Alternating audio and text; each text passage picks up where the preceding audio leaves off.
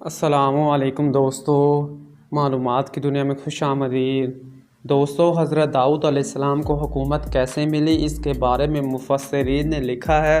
کہ جب طالوت جو کہ بنی اسرائیل کے ایک نیک شخص تھے،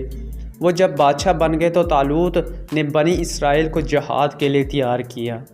اور ایک کافر بادشاہ جالوت سے جنگ کرنے کے لیے اپنی فوج کو لے کر میدان جنگ میں نکلے۔ جالوت بہت ہی قدآور اور نہایت ہی طاقتور بادشاہ تھا۔ وہ اپنے سر پر لوہے کی جو ٹوپی پہنتا تھا، اس کا وزن 300 رطل تھا۔ جب حضرت طالوت بنی اسرائیل کے لشکر کو لے کر ظالم بادشاہ جالوت سے مقابلے کے لیے بیت المقدس سے روانہ ہوئے تو ان کے لشکر کی اس طرح آزمائش ہوئی۔ قرآن کریم میں ارشاد ہے، ترجمہ: بولا بے شک اللہ تعالیٰ تمہیں ایک نہر سے آزمانے والا ہے، تو جو اس کا پانی پیے وہ میرا نہیں اور جو نہ پیے وہ میرا ہے،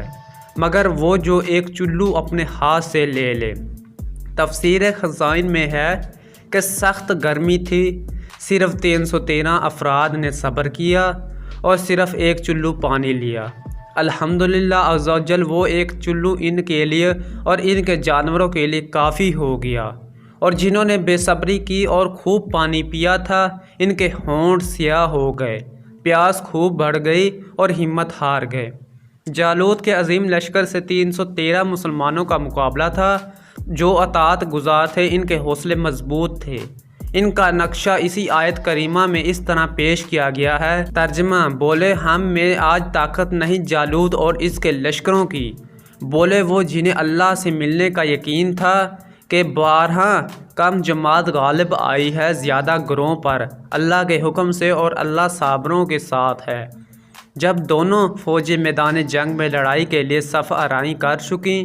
تو حضرت طالوت نے اپنے لشکر میں یہ اعلان فرما دیا کہ جو شخص جالوت کو قتل کرے گا، میں اپنی شہزادی کا نکاح اس کے ساتھ کروں گا اور اپنی آدھی سلطنت بھی اس کو عطا کر دوں گا۔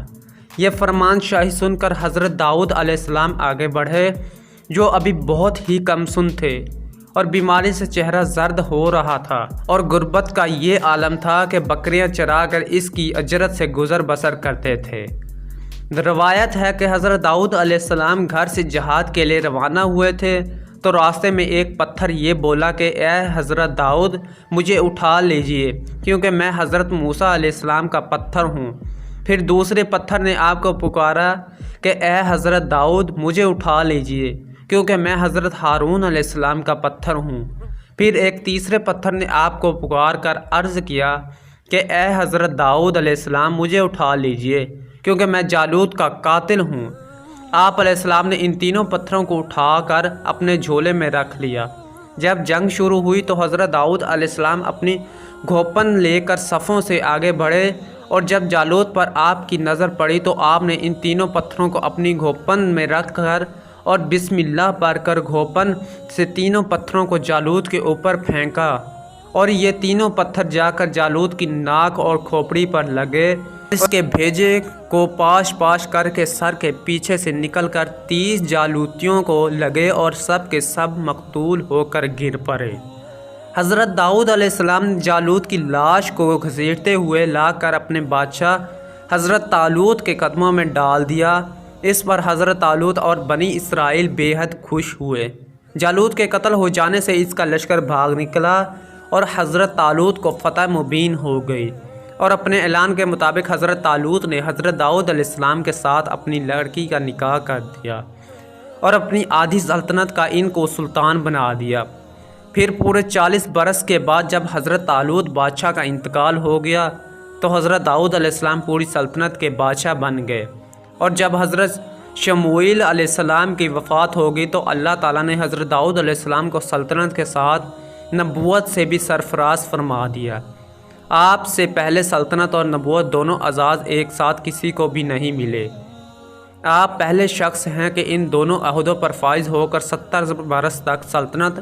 اور نبوت دونوں منصوبوں کے فرائض پورے کرتے رہے، اور پھر آپ کے بعد آپ کے فرزند حضرت سلیمان علیہ السلام کو بھی اللہ تعالیٰ نے سلطنت اور نبوت دونوں مرتبوں سے سرفراز فرمایا۔ حضرت داؤد علیہ السلام کا ذریعہ معاش حضرت داؤد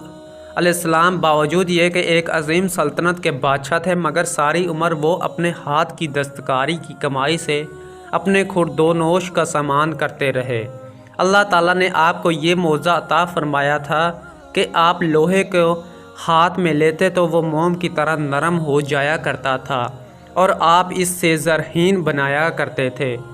اور ان کو فروخت کر کے اس رقم کو اپنا ذریعہ معاش بناتے تھے، اور اللہ تعالیٰ نے آپ کو پرندوں کی بولی سکھا دی تھی۔ حضرت داؤد علیہ السلام کی مقدس زندگی سے یہی سبق ملتا ہے کہ اللہ تعالیٰ جب اپنا فضل کرم فرماتا ہے تو ایک لمحہ میں رائی پہاڑ اور زرع کو آفتاب بنا دیتا ہے۔ غور کرو کہ حضرت داؤد علیہ السلام ایک کم سن لڑکے تھے اور خود نہایت ہی مفلس اور ایک غریب باپ کے بیٹے تھے، مگر اچانک اللہ تعالیٰ نے بڑے بڑے اعزاز سے سرفراز فرما دیا کہ ان کے سر پر تاج شاہی رکھ کر انہیں بادشاہ بنا دیا، اور ایک بادشاہ کی شہزادی ان کے نکاح میں آئی، اور نبوت کا مرتبہ بلند انہیں عطا فرما دیا کہ اس سے بڑھ کر انسان کے لیے کوئی بلند مرتبہ ہو سکتا ہی نہیں۔ پھر اللہ تعالیٰ کی قدرت قاہرہ کا جلوہ دیکھو کہ جالوت جیسے جابر اور طاقتور بادشاہ کا قاتل حضرت داؤد علیہ السلام کو بنا دیا، جو ایک کم سن لڑکے اور بیمار تھے، اور وہ بھی ان 3 پتھروں سے قتل ہوا۔ حالانکہ جالوت کے سامنے ان چھوٹے چھوٹے 3 پتھروں کی کیا حقیقت تھی، جبکہ وہ 300 رطل وزن کی فولادی ٹوپی پہننے ہوئے تھا، مگر حقیقت تو یہ ہے کہ اللہ تعالیٰ اگر چاہے تو ایک بڑے چونٹی کو ہاتھی پر غالب کر دے، اور اللہ تعالیٰ اگر چاہے تو ہاتھی ایک چونٹی کا کچھ بھی بگاڑ نہیں سکتا۔ تو دوستو، آج کی ویڈیو کیسی لگی؟ اگر ویڈیو اچھی لگے تو ویڈیو کو لائک کیجیے گا، اور اگر آپ نے ابھی تک ہمارا چینل سبسکرائب نہیں کیا تو چینل کو سبسکرائب کیجیے گا۔